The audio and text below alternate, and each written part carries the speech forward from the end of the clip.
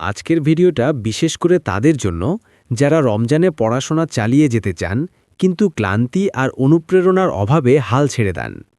রোজা রেখে পড়াশোনা করা কঠিন কিন্তু অসম্ভব নয়।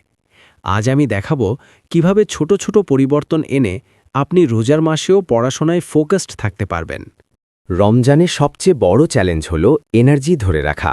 ইফতারের পর অতিরিক্ত ভাজাপোড়া খাবার খেলে শরীর ভারী হয়ে যায়। চেষ্টা করুন পানি, ফল আর হালকা প্রোটিন বেশি খেতে।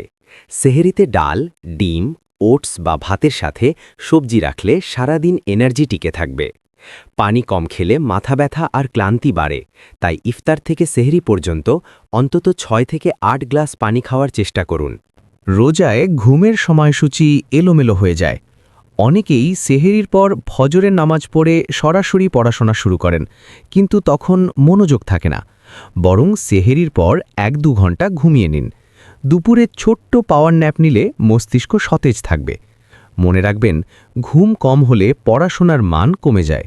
পড়াশোনার সময় ঠিক করুন আপনার এনার্জি লেভেল অনুযায়ী।